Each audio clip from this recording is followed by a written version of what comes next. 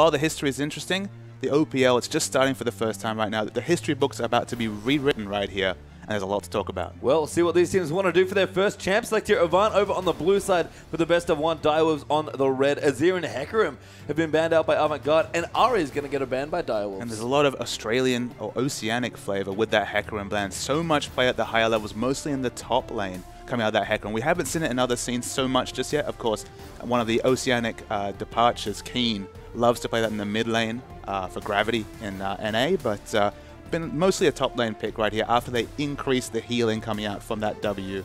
Very immovable in the top lane. Yeah, some more bans as well. We had Nidalee there, the second man for Direwolves, and Lissandra, the last one for Avant. Kassadin also getting a ban there as well. Some real respect there to Kensti. You have to think he's been playing a ton of Kassadin since basically forever. And reminder as well, we are in the current live patch with Tristana disabled, so a lot different stuff here coming through. Yeah, the Ari ban, of course, definitely symptomatic of that 5.2 change, right? That's so strong on this patch. And as you mentioned, the respect ban for Kassadin. So potentially 3 mid lane bans coming out from Direwolves right here. Of course, the Nidalee been seeing so much play in the EU LCS and across the world in the jungle role, still can potentially be that mid lane champion as well. Yeah, Nidalee a pretty good flex pick in general, so nice to see that one being taken off the board. And players clearly done their homework here, you know, banning out a lot of the common champions that are starting to see more play. They'll obviously find them in their solo queue games as well, and Avant are taking their time here on their first pick, but they do have to make one very soon, and they're going to go with a very standard one. It's Janna. Yeah, they waited so long, I thought maybe they were cooking up something special for us right here, but going with the Janna, the standard roaming support,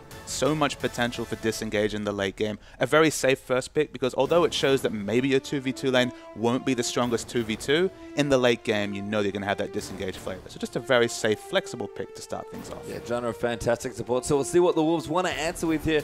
They've had a lot of mixed success, that, although they have changed a lot around as well. Perfection sort of came in halfway through last year for Direwolves and can play almost anything. He's a very strong player. And of course, Soul Strikes as well, the new jungler. Who knows what he plays, but I'm guessing he plays a lot of the Java and a lot of the Rex, although that's seeing a little less play as well. Yeah, I mean, the obvious respect ban against Direwolves in past days would have been Rippy's Udyr right here. Of course, now that he's moved to the management position, no need to ban that away. And again, we're kind of waiting for the teams to define themselves. We can bring in stats, we can talk about the history, but given how much has changed on both sides, there's some unique flavor that can come out for both teams here. Yeah, and Corki going to be a pick up there. That'll be King's 80 carry, it looks like, but a very curious pick here for Soul Strike. A nerfed Rek'Sai is going to be their second pick. And look, Rek'Sai is still a very powerful champion. She doesn't have quite the same dueling and skirmishing in the early levels. We'll probably see a lot more farming to 6, but once you have, with that global mobility, I mean, there's so few champions that have true globals that are competitive already in this day and age. She still has a very flexible build path.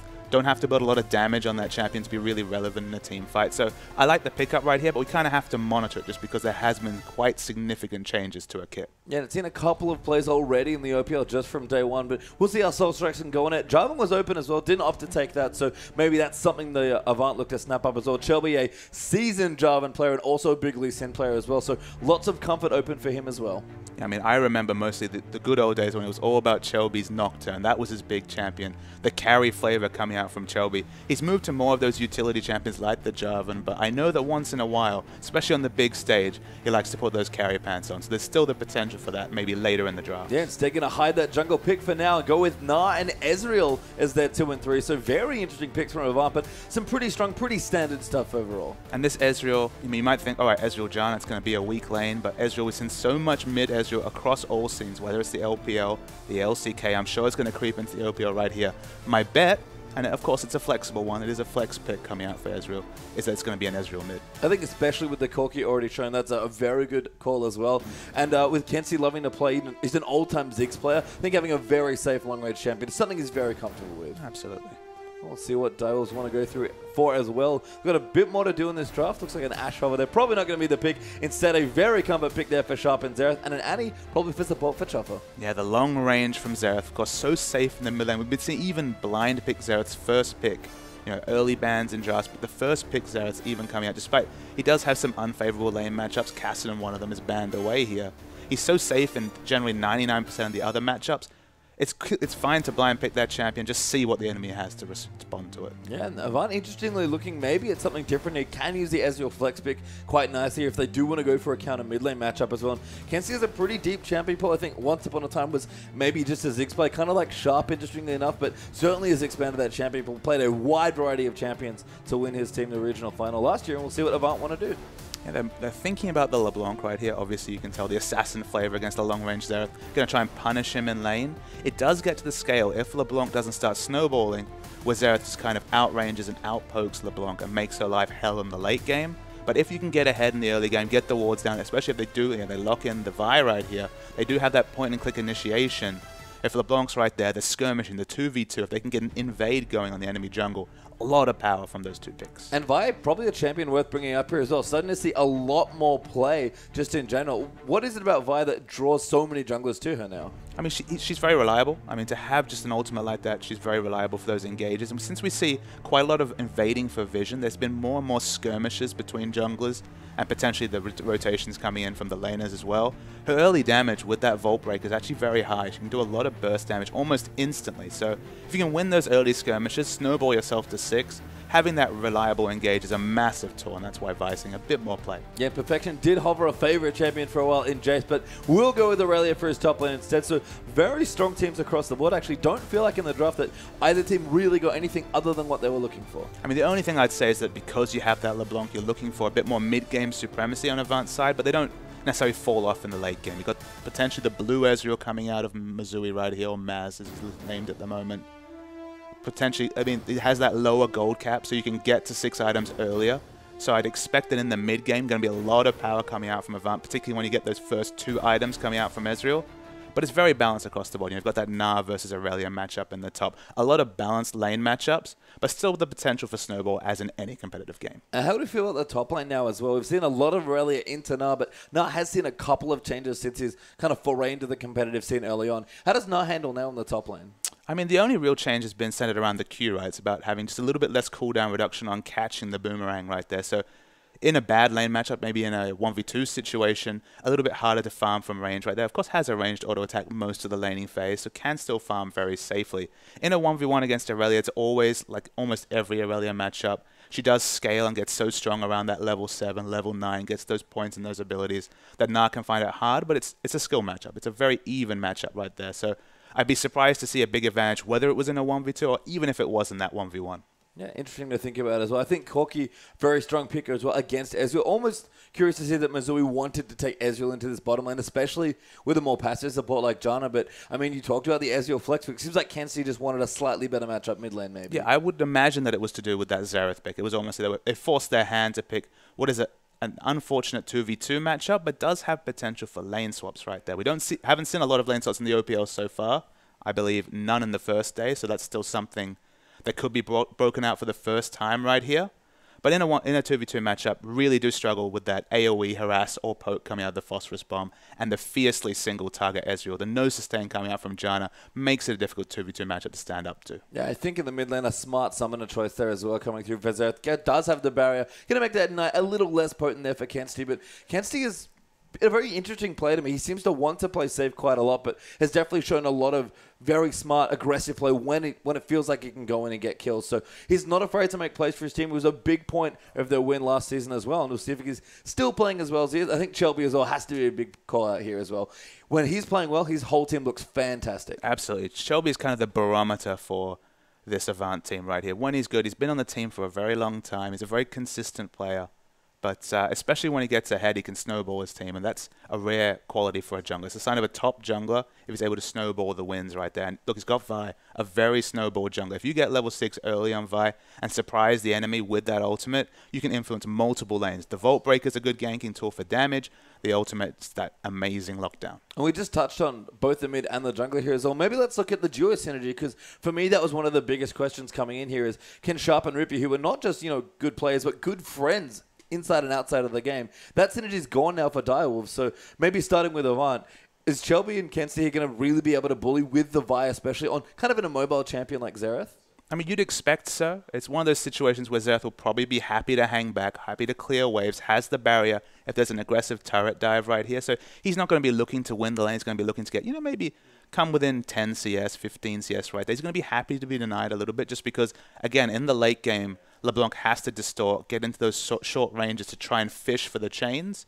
Xerath's happy to sit back at 1,000 range and clear waves, even in the late game, and LeBlanc will eat a lot of damage if he tries to go for that aggressive harass right there. So it's kind of matchup where Sharp's happy to play on the back foot, but you can exploit that if you're Avant. You can take the very aggressive dueling duo of LeBlanc and Vi and really look to abuse the power spikes of 6. Once the 6 comes up, the Mimic and then the Assault and Battery, respectively. If you can actually come together, push that wave in mid, and do the roam, so much gank pressure coming out of that duo and skirmishes. I feel like Rek'Sai, though, kind of has an interesting spot in this matchup as well. Rek'Sai in general just feels very good when you want to really engineer plays and be intelligent with your map movement, because she still has a very low cooldown knockup. But it's one of those situations where, okay, Xerath's going to play passive, and if I was going to use an analogy, this would be like an Anivia in terms of it's going to be anchored to the mid lane, it's going to be slow to rotate to any jungle invades. So let's say that Avant play on the front foot. They want to go get those aggressive wards in. They start to get in the enemy jungle. There's never that neural network set up of tunnels. You can kind of see the potential for snowball in terms of map control. If Avant can be really proactive, get that control in the enemy jungle and get going from there, that might negate all of Rek'Sai's global pressure. Yep. But if it's just left even, it could go the other way. Yeah, pretty interesting to see how we do line up with our first game as we are into the game now. Avant versus Direwolves for their first OPL match here as well. Avant on the blue side here for this best of one. Direwolves over on the red. Yeah, we've seen consistently defensive fanning coming out from the teams in the OPL so far. We haven't seen the aggressive invades of other scenes right here, so I expect the same right here, but I'm ready for something different on the strategic front at level 1. Yeah, we'll have to see. Remember, it's both these teams' first time playing here on the OPL stage, so they might want to just, feel each other up, be a little more careful than they might otherwise be, but we'll see if they've done their homework and really prepared here. They could get quite aggressive at level 1 as well. And it could be this player's first exposure to a league setting as well. It's going to be a long season, each team playing 14 games, so there's a lot to get used to in the format, a lot to get used to in terms of the stakes they're playing for right here. So it's understandable if we see a bit of a quieter start. Yeah, we'll have to see it. Shelby looking to maybe start on the red side of his jungle. Soul Strike's going to look to start on the same side actually over on his red. So we'll see how that works out here for early jungle pressure. But it seems like nothing too insane going to happen here level 1. Now we see Kenzie doing a bit of harassing around the map here. They're just getting wards down. They're poking out. They're trying to get a feel for what's happening right here. If I was a betting man, I'd say stand lanes, just to see, just if we're talking about where people are on the minimap right here. But there's always potential for rotation. Yeah, Chuffer here as well. Hasn't skilled a point to anything yet, actually. Maybe saving that Q for lane, but thinking about the W if he wants to get aggressive. And Chuffer definitely a player who formerly played AD carry for Direwolves. It's funny to see him swap into the support position here, but King looks to be playing well as well. Kind of curious to see what Chuffer can bring to, the other side of bottom lane. And of course, historically also a mid laner as well. So he does have the AP mid mechanics down. He's on this Annie right here. Of course, has the aggressive flavor coming in there. Annie Koki's a very interesting lane. So much magic damage coming right there. You really have to be mindful of that if you're Junie, especially on that squishy Janna. If you're locked down, you can die in a quick burst. Yeah, and Chuffer does have Ignite for the summoner spells as well, so could really look to get an all-in going early in Direwolves. And when Chuffer played AD, Direwolves were very aggressive, even on champions like Caitlyn and Tristana. So if Chuffer wants to go in, you bet his team's following him in with him. And you never lose that playstyle. If you're an aggressive mid player, you're going to be an aggressive support player. That's just the way you work. And if you play on the front foot, like Chuffer always used to in the past, you have more potential to make the enemy make a mistake than you do yourself. You want to play aggressive, you want to play proactive, and you make the enemies react to you. Yep, you can see Shelby now kind of cruising through his jungle as well. Does finally get his red buff and walk over towards the blue side of his jungle, back towards the bottom now as well. King and Truffet is pushing in fairly aggressively with their Corki Annie, and Bazooey and Junie just going to hang out back and try and get whatever CS they can from range. So this could actually be there's a potential for a very passive early game here, just because we've seen a lot of Vias farming up to 6. Rek'Sai also has the same flavor, so we might not see the early lane ganks right here. And all the lanes are kind of predictable. We're going to see Direwolves pushing the bottom lane here. They just have so much more AoE than their opponents. In the mid lane, Xerath probably has a little bit of a pushing advantage early. It kind of warps in terms of peaks and troughs in this mid lane matchup. It's going to be largely even with Xerath with that barrier betraying the fact he's going to play safe. He's just going to look to farm up. And in the top lane, it's such an even skill matchup right here. There is the potential for the jungle ganks, but I wouldn't be surprised if we see quite a long laning phase this game. Yeah, you mentioned those level 6 junglers. That is likely going to keep things pretty quiet here. Good stun by Perfection, though. We'll just look to tread in onto that Mega now, but bad game low. Going to be back in the mini now fairly soon as well, so we might be able to continue his harassment, but very even in the top side of the map right now. And Aurelia now, especially for Aurelia, she really just wants things to hang back and farm. So the first item buy that we see is Soul Strike's coming out with the Chilling Smite right there and the Pink Ward. Of course, the Pink Ward going to be very good for trying to deny some vision.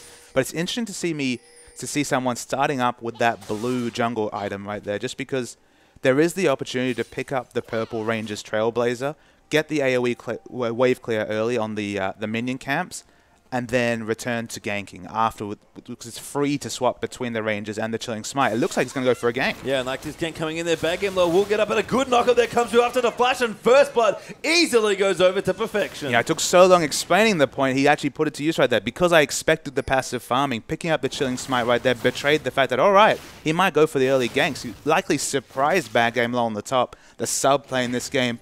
And now he's on the back foot. First blood to Direwolves. Yeah, and the Rek'Sai knockup, very potent, especially if you use your flash. So kind of much like Vi, you often get one flash gank pre-6 with a jungle like Rek'Sai. And Shelby, he hasn't gone for an early gank yet, just farming up very quickly, already level 4. It was very smart to use the flash there, just because if you try and use the tunnel, it's such a slow-moving spell that with all the mobility Bad Game Law has on that Gnar, you just surprise them by cancelling any opportunity for an escape. So smart play coming out of the jungler from Direwolves. Yeah, and a big lead early on for Perfection. Now 35-20 in CS after that First Blood. Of course, got the First Blood as well. So plenty of gold to go back and spend. Looks like the wave's going to get shoved into the turret now by Perfection. And Bad Game Law's going to have a bit of a rough time early on. And in bot lane, just as we expected, the 10 CS advantage for Corki so far.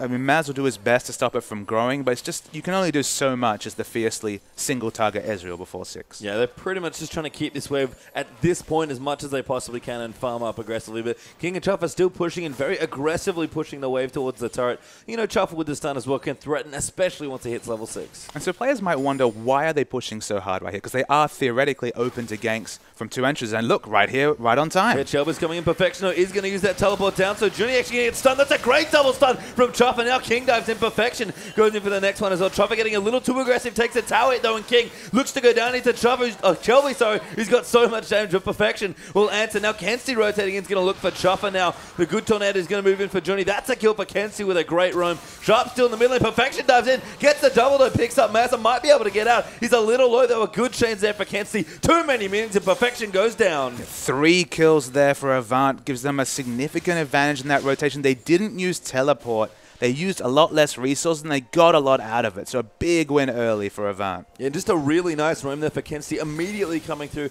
Had clearly been pushing his lane up fairly aggressive, because now Sharp is starting to get the minions into the turret, and he did work in the bottom lane on LeBlanc. So see a replay. It's a very long fight. Shelby's first instinct is to back out, which makes sense. They've got the Perfection. We knew that he got an item advantage in the bot lane right here. But when Chuffer takes this turret hit, it's such a massive amount of his health that this is when things go bad for Direwolves. The first kill comes out, and then the rotation from Kenzie is so decisive. This is what we were saying about the LeBlanc versus Xerath matchup, is that LeBlanc's always going to be on the front foot when it comes to rotation. So much more mobility coming out right there from Kenzie on that LeBlanc. Very nice mechanics on the kill. They pick up 3, and that's the snowball. We talked about it. We wanted to see the early snowball from Kenzie. He's gotten started, 2-0 already. Yeah, still has a small CS lead as well, despite the roam. So looking very strong for the LeBlanc here on the Avant side. And I think one of the other things that illustrates quite nicely is Vi does a lot of damage. Yeah, that's the thing. People forget this, that if you hit your abilities, especially that Vault Breaker, the burst coming out from the W procs and that third auto from E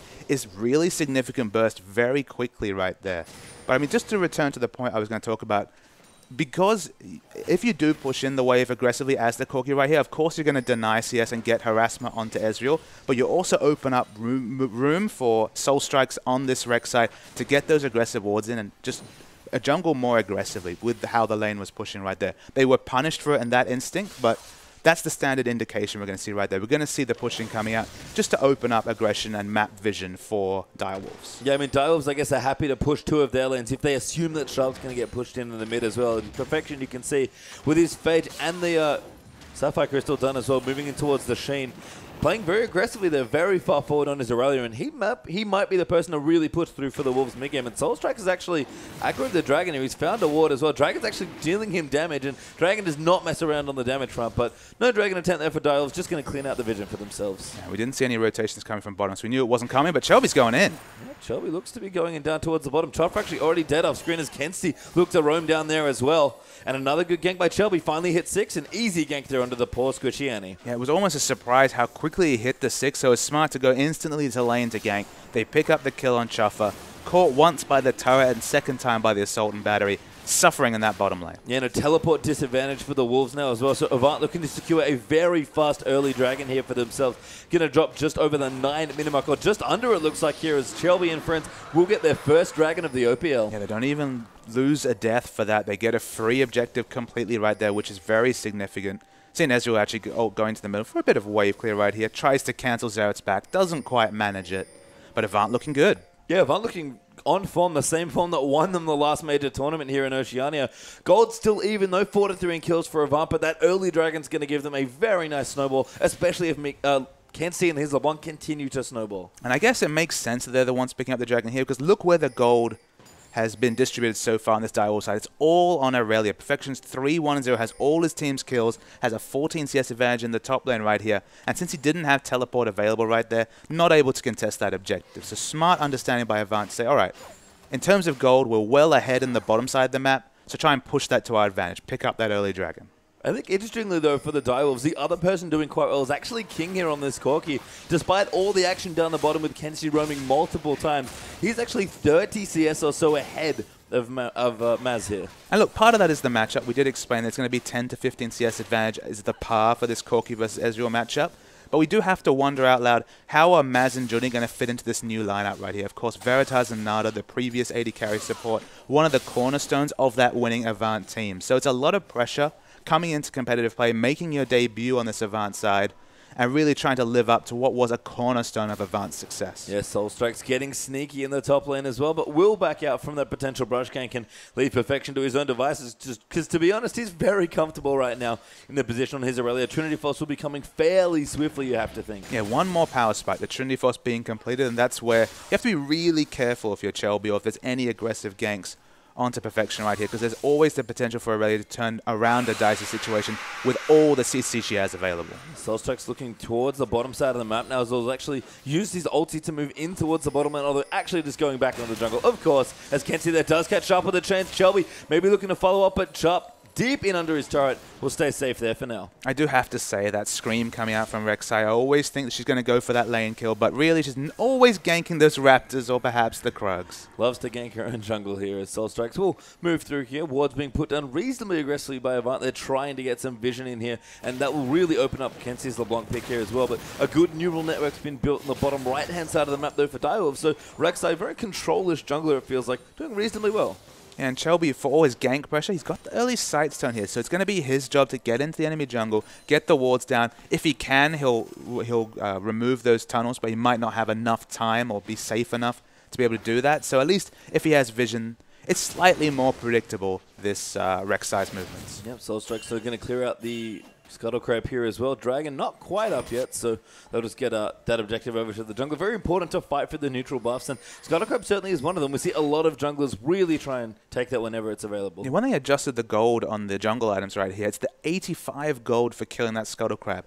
And a camp that doesn't do any damage to you. So such a low impact camp, okay, it takes time to kill, especially after the first time it's fallen down. But if you can control it, you just have such a burst of gold compared to your jungle opponent. We can see down the bottom as well, the Wolves bottom lane continuing to play reasonably aggressive here. Corki still with a strong CS, though Missouri has caught up a little bit now on his Ezreal. Truffer is all stunned, ready to go. Actually upgraded his gold item here, looking for a lot of flat AP, and Truffer is still the aggressive player we know him as. Yeah, we normally see the very early side stone coming out right here. But given how aggressive he's playing, it's very interesting to see him go for the selfish choice right here. I guess it's the AP mid flavor, like you say. I guess it's just playing with your tail up right there.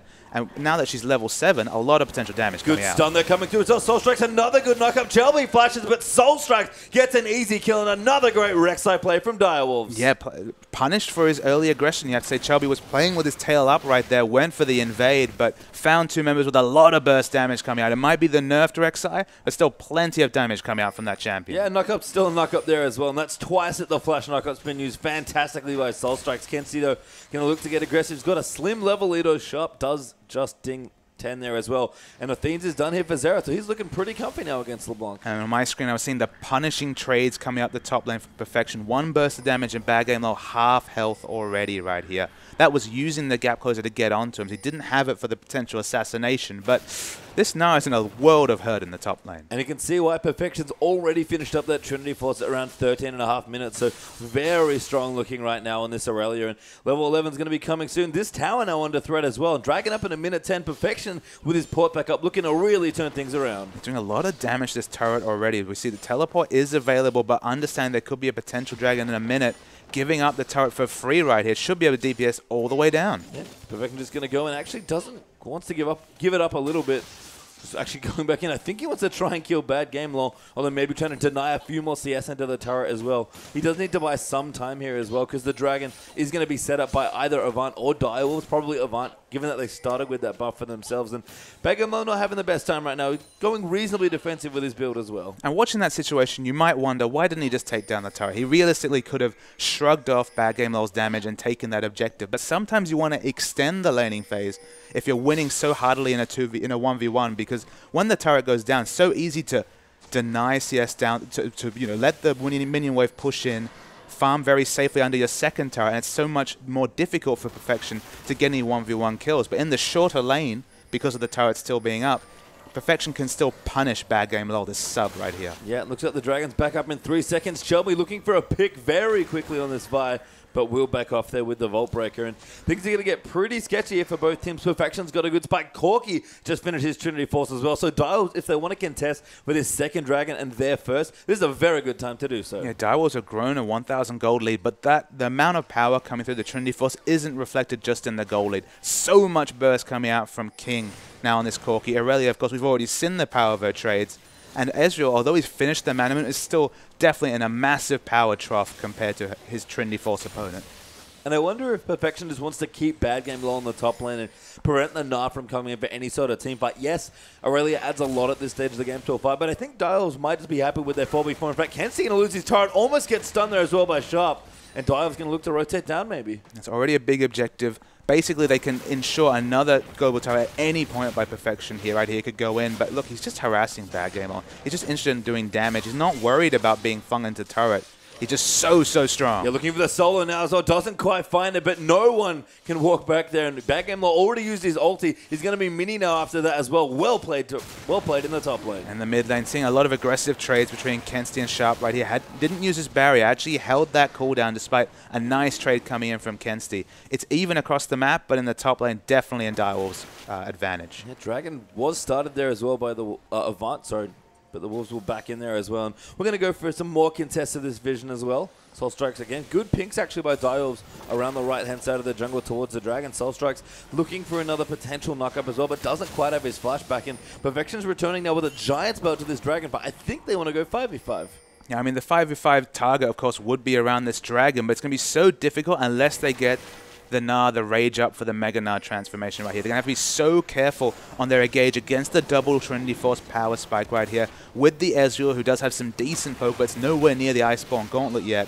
Very hard fight to win for Avant. Kenzie was at his blue buff though, so really strong timing here by the Wolves, but Avant might come in. A good poke comes out into Misui as well, and Direwolves are going to secure themselves their first Dragon. True Shot Barrage will go wide, and maybe now going to look for a kill as well. Chuffer has his stun and the ulti ready. King goes very aggressive on Misui, who gets chunked very low, and now the Zerath is going to come up. Misui going to not dodge the last one, and Sharp cleans him up. Hits all three of those level 11 Zerath ultimates right there. Wonderful play from Sharp. Starting to see the mechanics that have taken him to the top of Challenger. Hugely impressive from that Zerath. Really strong play there from Direwolves. We've been seeing a lot of Zerath snipes lately, and that was one of the better ones here. Now Direwolves going to push it onto the tier 2 now as well, and they are just so strong at this stage of the game. And with double Trinity Force, they're doing so much damage to the tower, but the engage is on. Going in, Chuffer in trouble. It does go down to the ulti. Great now as well by Bad Game Law. Wallop Soul Strikes in there, and there's the double for Vi. Avant answered back massive there. So much burst damage coming out from Chubb. He's going in. Good for the triple as well, but King's going to turn it around. There's going to be the kill. Perfection now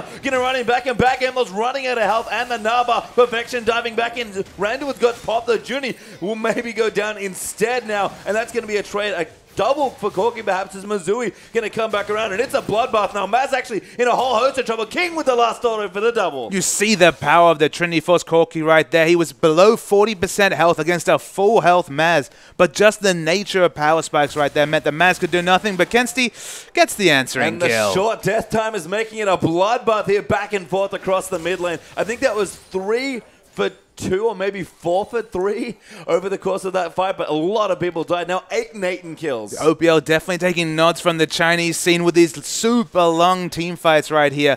Death is not enough to keep you from cleaning up a fight. No, not at all here, and we're going to see it again. So we see the fight. It's a huge burst of damage coming out the start of the fight from Chuffle right here. An instant double kill, basically, coming in right here. And this is where Direwolves move back. But note, the 2 people with significant power spikes are still alive. King and Perfection. That's why it's too aggressive from Shelby. He thinks they can get 1 kill up and win the engage, but there's just so much consistent burst coming out of both Perfection and King. This target change here onto Journey 1, the Equilibrium strike up, was perfect. The name actually suits him right there, and it's just wonderful play from King at this. And understanding and judging his damage output right here. Of course, he'll feel bad, Ezreal, that the auto followed him so far away.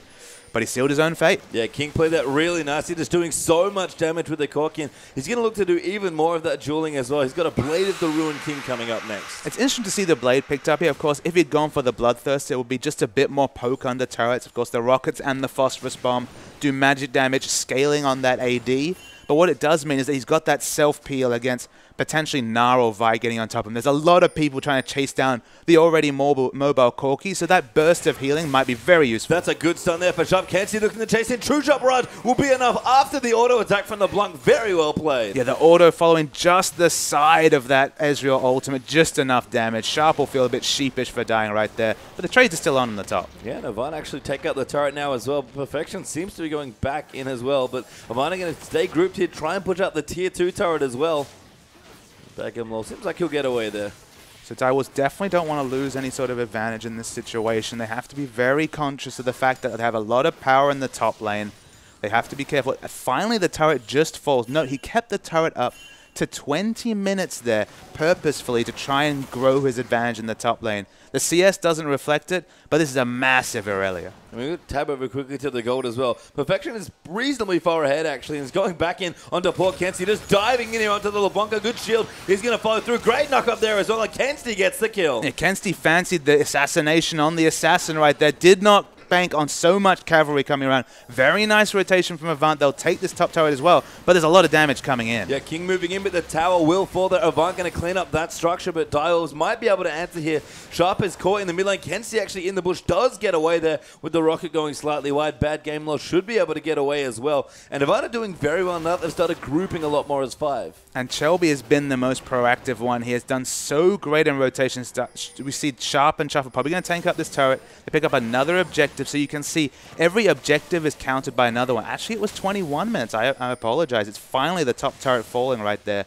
I love the fact that Perfection understood the matchup well enough and his own power spike to extend the laning phase beyond what was necessary. Although it would have been nice to have 100 gold in everyone's pocket, denying this Gnar and stopping any safe farm coming out of the top lane might prove more important for Direwolves. Yeah, Perfection's been paid off massively for that as well. He's got a Randuin's Omen already done with his Trinity Force at 22 minutes or so. And the one big worry with Aurelia is that you get your Trinity Force and never get tanky again. That is not a problem for Perfection this game. For 21 minutes, it's a wonderful item timing right here. Can basically shrug off the damage from everyone other than Kensi, who's basically going to be diving straight past him, hoping to kill one of Xerath or Corki. Yep, absolutely. Now, as Avant will look to group around for maybe some vision around the next dragon that's going to be back up in about 50 seconds. Going to walk over to Pinkward. Junie, though, will spot it up. Perfection, a little too far forward. Going to go in 1v3. Kensi can get low here, but good damage already with the Rabadons being completed. But Perfection going to dive in, doesn't get the kill, and Kensi now dominating at 6-0-1. Yeah, all for the compliments for Perfection. We have to also question why he's playing so aggressive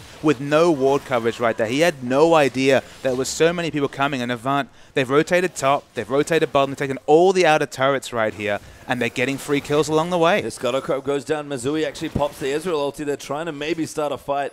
Iceborne Gauntlet has been completed for this Ezreal, so a lot more control now in team fights for Avant.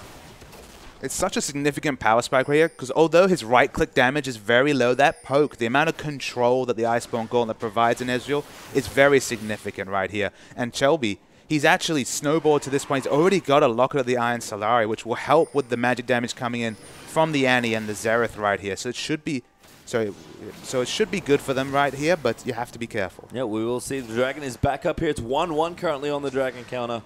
So we'll see which team's going to get their second here.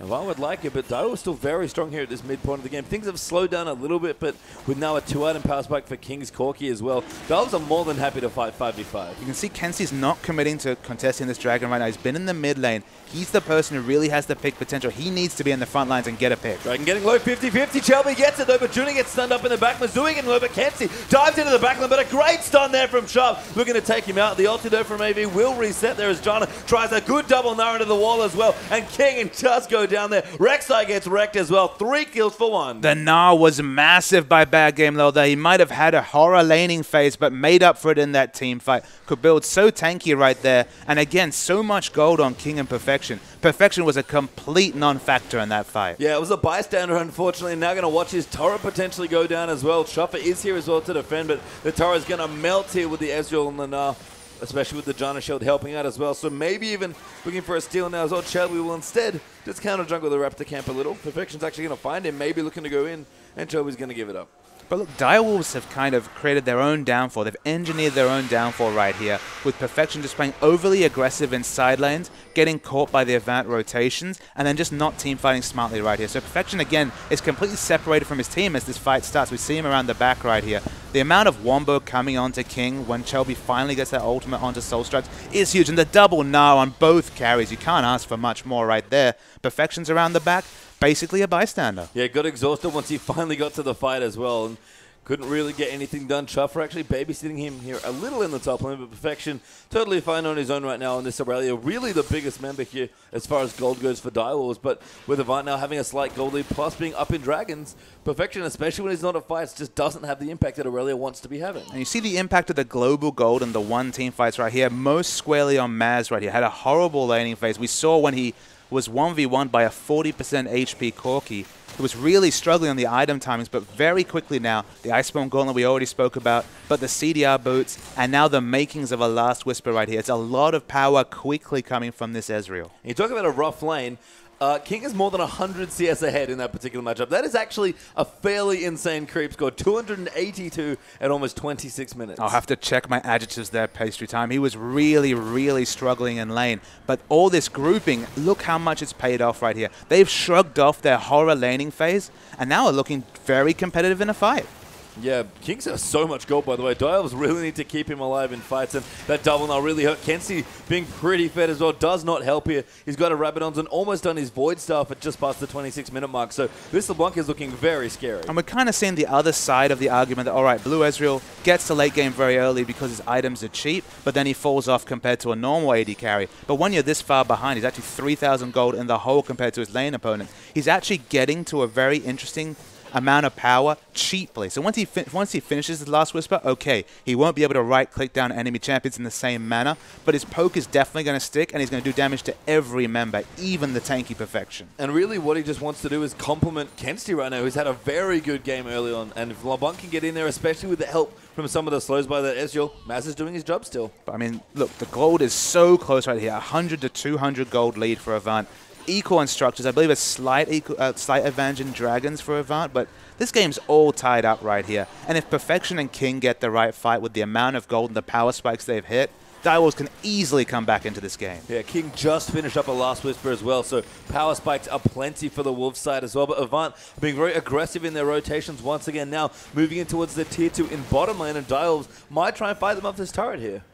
They have some pretty good vision as well, Avant, but I think more crucially, I don't see enough defensive wards coming out for the Direwolves right here. They do have the potential to catch this Avant team in transition. We've talked about rotation so many times right here, shades of Monte Cristo with that word, but they've played so smartly moving around the map, and all of that has been completely unbeknownst to Direwolves. That's why we've seen Perfection out of position so often. That's why we've seen the advantages come out for Avant. They need to double down on these defensive wards to make sure that Avant's movement is more predictable. Yeah, and Avant's starting a very aggressive Baron as a result of the lack of vision here for Direwolves, and Baron dies fairly quickly at this point. It's already at almost half health in this one. Soul Strikes will probably know what's happening now. Going to throw Ward over the back and knows, okay, I have to do something. Avant, though, immediately back off the Baron. Very smart call. Yeah, there wasn't enough trade tanking coming out, and they needed Gnar to actually be tanking that Baron because Chelby got so low that he couldn't realistically show up to a smite fight because he could have died in the AoE when any sort of counter engage came in from Direwolf. So they have to back away from that Baron. It was a very smart call given the nature of the game, given they know that the wards were down. Through Soul Strikes, Kensty's definitely doing some good damage. Yeah, he's 236 CS here. About 15 or so over Sharp, who's had a decent game as well, but when LeBlanc especially finishes that Void stuff, things are going to just look bad, although Kenty now, potentially getting dove on, does manage to flash the Q, but the damage is going to come in a good double stun for Chuffer, actually, who uses the bear just to ensure the kill and perfection, nabs it up. Yeah, for once, it's an Avant member that's caught in the transition right there. We see Rek'Sai coming very fast to mid. It doesn't look like there's any real advantage they can push right here. There'll be about a 10 to 15 second lapse between Keen respawning and being able to get to this dragon. But they need to double down the wards around this objective if they want to stop that third dragon coming down for Avant. Yeah, and they do need to stop some of the dragon snowball as well, do Direwolves. Junie, though, will clean out a ward here on his John to make sure Direwolves get a little bit less vision here. And sort of one of the interesting things about Rek'Sai to me is that you get a lot of strong defensive vision with your tunnels in your own jungle, but if you don't get your forward aggressive vision, you can't really ever leave your side of the map. Yeah, the global mobility we speak about is so often half the map, just because you have that neural network. You can get to all your camps easily, but it's only if you can get a really fortuitous tunnel to get any sort of flank off for Soul Strikes that'll be able to get a surprise engage. If it's a 5v5 situation, it's very hard to get that knock-up just because you kind of have to come from the front in a linear fashion, unless you're already winning so hard that you're able to have those aggressive tunnels behind the enemy. It's one of those things where we've seen a lot of Sightstone junglers recently now as well, and Rek'Sai, at least in this build, is just not a jungler that provides that same sort of vision control. Though Maz actually may have caught out Soul Strikes here, bad game low. Going to dive in there as well, looking to transfer into Mega. Now Shelby just goes in with the damage, but a good stun there for Sharp, and King is just dishing out the damage right now on Corki, but the Enderathod's going to try and help him. They do peel one. Bad game Leonard coming in as well. Soul Strikes will move into defend, and that's the first kill actually. Sharp gets a second there, and a great fight for Direwolves. Yeah, the danger of diving at Xerath you can see right there, but the fight's still going. Yeah, perfection not done, jumps in onto Junie. King there moves in, Mikhail's Crucible and a heal keeps him alive, but that might just give the dragon to the Wolves. There just wasn't enough communication on that dive right there. Sharp was able to free hit at the back of Xerath. Again, he's so accurate with those ultimates right there. Was able to pick up Chelby as he was fighting. They also take the other frontliner in bad game low, and they have to evacuate. So we see the replay right here.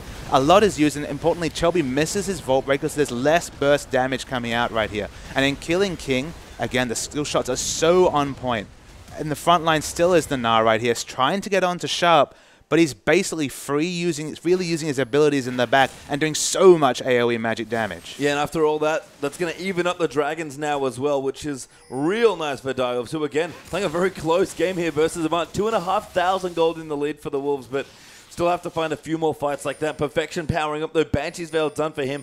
Corki's still moving on. Now has a null-magic mantle in his inventory. And avoid stuff halfway down also for Sharp with the blasting one. And you can see the difference in fights where they get an early pick and burst someone down, and when they try in vain to get to a backline that can do damage from so far away like Xerath right here. They need to double down this vision advantage they've managed to create in the first 30 minutes of this game with their double Sightstone. And Direwolves, look, they just need to actually get a pink ward line up on the map. We look on the map right here. I believe there's only one pink ward towards the bottom of their own blue buff right here.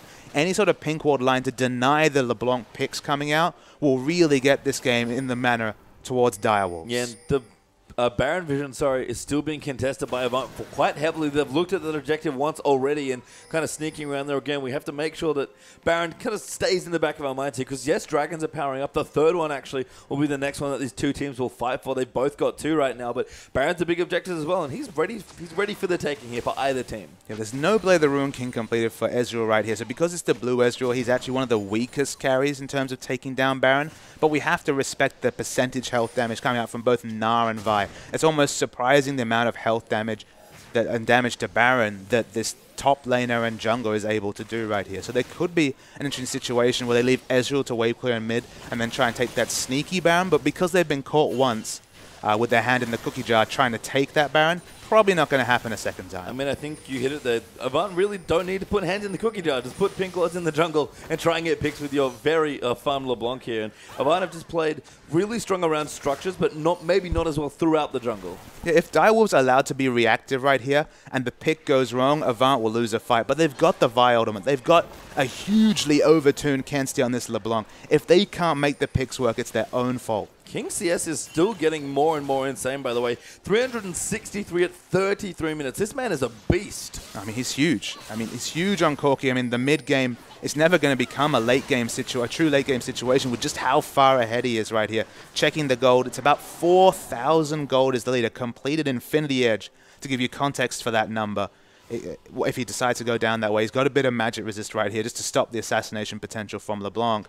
He's massive, but again, it's on Avant to play proactively right here because in the late game, you know what's going to happen. If Xerath's ever able to pick up a Baron buff, push in, clear waves from massively far away, it's hard to close that distance without overextending. Yeah, you mentioned King before. I really like this pickup in his inventory. He's got a very reasonably quick Silver Sash. It's not going to be enough magic resist to deal with a Void Staff, Death Cap, a LeBlanc, let's be real, but it will stop that chains from doing damage, and maybe he'll be able to evacuate and get away from any subsequent damage coming out right there. And look, to be honest, he shouldn't be face-checking any brushes at Corki. So if he plays safely, the QSS could provide a lot of utility. But, I mean, we're just kind of waiting for Avant to find the engage they're looking for. Yeah, pretty curious to see Truffle actually going with the Talisman as well. You mentioned that, you know, King's going to have struggled to stay alive against the LeBlanc combo, and you're right. But no Mikhail's here for Truffle right now, going for the more aggressive Talisman of Ascension. And no Locket looking to be completed either by Dial so far. So all that magic damage that Kensi's doing, and he's doing a lot of it right now, it all sticks. It definitely does stick, but I mean, what is really the value of 20 more magic resist compared to this LeBlanc? LeBlanc's going to be bursting down one target. The AoE damage could be impressive. She Soul Strikes, you know, he's a very tanky man, but still eating a lot of damage on every trade from that LeBlanc as well. Direwolves, again, they need to focus on vision. That's what they need, and that's what they do not have. Yeah, there's been a lot of vision dropped here, actually. Avant have really just got control of this top side of the map near the Baron Pit, and that's about it. Soul Strikes, he's going to see some people with the Tremor Sense as well, and Avant trying to set up a cute little brush, but again, will be spotted here with the borrowed Rek'Sai. And Avant are dancing very heavily around this Baron, but Direwolves are starting to push out and get more vision. They do actually have 2 pink boards in their inventory, so I think they're trying to get the counter pink land set up. And you can see how smart Perfection is grouping with his team here and helping them take down wards. If he was looking to split push to capitalize on just how strong he is 1v1, the 4 members left of Direwolves would have no chance of being able to check the brush and clear these wards because they'd be scared of all the burst potential coming out of LeBlanc and Vi right there. So he needs to stay grouped with his team as much as possible to help them clear wards because that's where the real power of this Vi is important right now. Yeah, we see Chelba now popping back into the jungle also, and King has really been the recipient of a lot of that split push farm as well. So it seems like Corki's the one that's doing Perfection's other job while he stays grouped with his team. Although Shelby did clear out another camp. Still looking good here on this fight. Very tanky, which is always the worry with Vi. You don't really want to go into that, get blown up instantly. You want to sponge as much damage as possible. They've had enough pressure, Direwolves, to get that very, well, aggressive, but the excellent defensive pink ward near the Baron Pit right there, so they know they're not going to get picked putting vision on that Baron, so they feel safe enough to start the split push, to start grouping away. 20 seconds to the next Dragon right here. I believe both teams are going to be contesting for their third. Avant will really want it, because where they've won this game has been in those mid-game rotations right here. So to have that extra move speed will help them.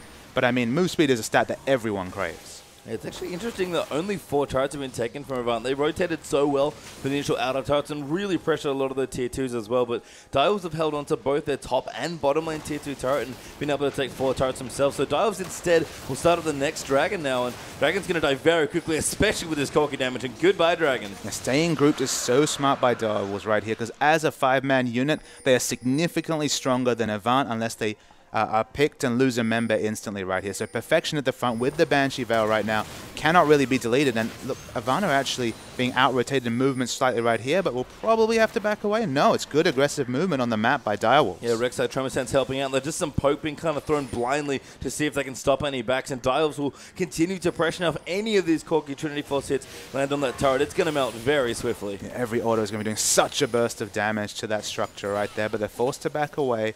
We've actually had surprisingly little neutrals picked up in the last 5 to 10 minutes of this game, just because it's so tense between both teams. Avant understand what they need to do, but they've actually been against a Direwolves team that have grouped very smartly and done their best to deny the vision advantage that the double Sightstone has created right here.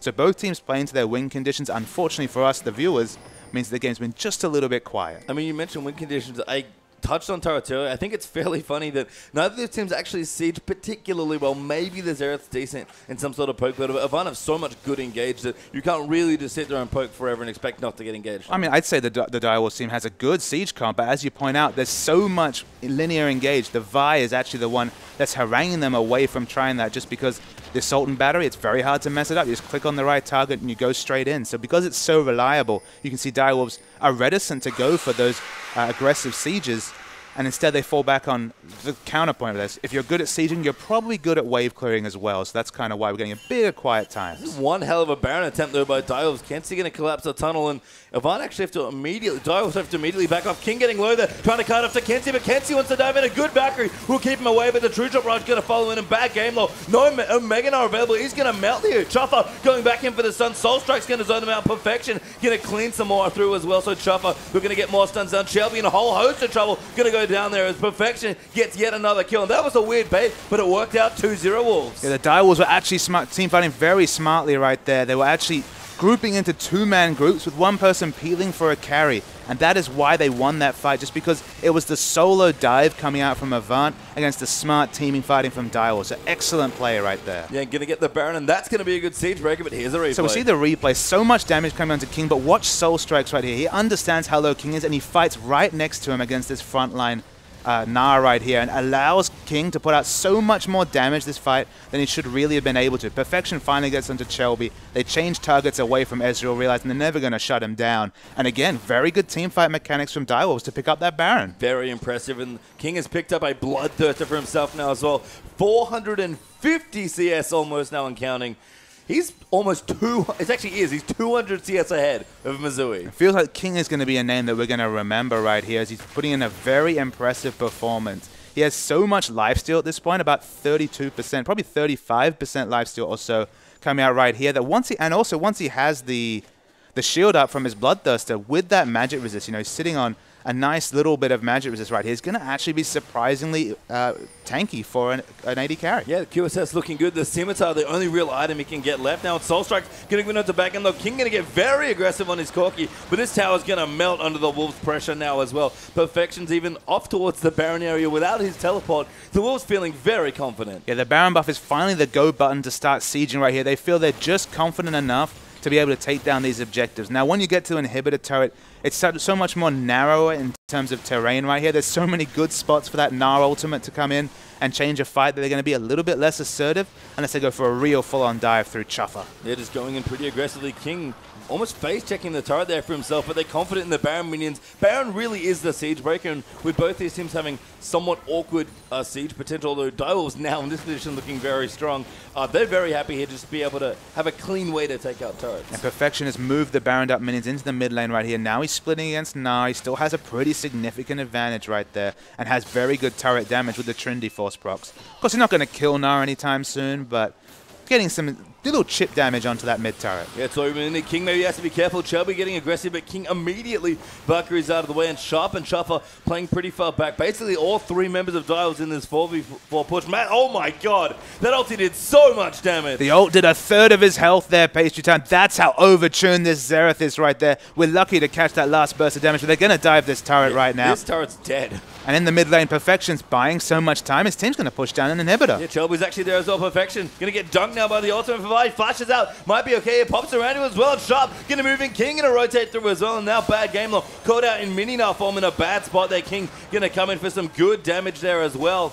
And now Direwolves will continue to push down this turret. Kenzie actually slays Chuffer in towards the bottom, but the Wolves, they don't matter. They're taking structures. Yeah, they're team fighting and moving around the map so well right there. It was very interesting to see bad game low and Shelby trying to contest Perfection in the mid while they lost their inhibitor in the bot lane. That's not a trade you ever want to opt into, and this could be the end. Yeah, good stun there moving through as well. Just missing back game low, but the slow dead lane. King goes deep there onto Kenzie. Wants to 1v1 on the block. He's going to get the double. We'll line up the triple now as well. Bad game low and Mega Gnar will try and keep them up, but the Wolves are relentless now. Yeah, through all the distortions and a Mikhail's Crucible, able to kill that LeBlanc. You can see how much magic resist and effective health this Corki has. They might try and end the game. I mean, they're going to maybe look for it here. Mizui, he's going to get the kill into Soulstrike's King. Going to look for the next one, but he's a little low on mana. He's taking the turret. It's going to go down. He's going to go in for the Nexus maybe as well. He does use the heal. The ulti coming in for Xerath. Maz almost going to die again, but dodges the last 2 bolts. A triple kill for Ezreal. Avant, hold on. But what are they holding on to exactly here, Pastry Town? Their base is in complete ruins. Both the mid and bot inhibitor turrets down. Smart of Bad Gamer actually to teleport to the top lane right here. He's pushing in that wave. He's bought a bit more global gold by taking that top turret right here, but realistically not going to get any more of an advantage, and it's quite a lot of work for the fiercely single-target Ezreal to clear out these super minions. Yeah, I mean, Chopper running in as well. Now Sharp will clean into AoE the minions here, so Wolves will very valiantly defend the top side of the map. Perfection, his teleport's going to be back very soon now as well, and Bad Game Law will not have that option available to him. And it's kind of a really unfortunate situation for Avant, but now that the pick game is really not going to work, given that they're so far entrenched in their base, you look down this team lineup right here, and in terms of wave clear, you've got the Mimic Distortion coming out from Vi. A bit of AoE damage coming out from this Ezreal, but it's definitely not as strong, so there's not much they can do. Missouri getting poked in here as well. Shelby going to try and get the 3rd dragon and does, but Chopper might look for stun here onto Journey. So much poke as well here by Sharp Xerath. I wonder if he's going to stun. But again, Soul Strike's actually coming in there onto Kenzie. Perfection's moving in as well here on his Aurelia, and Kenzie going to dive in towards the fountain. And they might just face take all this damage to kill the Nexus. Backgammon and Kenzie can't do anything at all about it, and Direwolves will clean out the Nexus in style. Direwolves, tanky frontline that we commended for fighting so well. They were able to shrug off that damage, no problem, and finish the game with the Trinity Force procs. Direwolves, there was such a lull in the mid game, we weren't sure if they'd be able to turn it on, but the moment they got the fight they wanted around Baron, they turned it on, and the win came shortly after. And a good thing to mention there as well, that was one of the weirdest baits I might have ever seen. Perfection used his teleport, and Rek'Sai ulted instantly to get on top of that Baron, but as soon as they saw Avant coming, they knew they could win the fight. And maybe that was just a situation of using those kind of obvious movements right there to bait the fight they wanted. They knew they could win, and given the team fight mechanics they showed, they must have been confident. So we'll jump to a replay here to get a bit more indication of this game. This is quite early into the game. Low kill score at this point, very even. Direwolves up a few thousand gold right here, but not a lot much. It's all in that global gold. So we'll roll the tape right here. And we start with this siege on the inner turret. It'll be a very early inner turret to pick up right here. And that's why we see Chelby with the engage right here. And he gets the Wombo first kill instantly right there. And the second kill comes up, and Direwolves, you look at them and think, all right, they're running away, they're in trouble. But remember, so much gold on both Perfection and Sharp at this point, both with their Trinity Force power spikes, and even in a completely outnumbered situation, they're just so utterly strong. Nag manages to get away just through sheer tankiness, where they change targets onto Journey. And this was a consistent flavor for Direwolves, was their team fighting. So smart team fighting coming out from their jungler and top laner right there. They were able to combo with their carries and fight well in situations where they were just able to call out targets, call out frontliners who were trying to dive that Corki, dive the Xerath, peel them off, and that's what won them the game. Yeah, a really great choke from the Wolves, but don't get anywhere.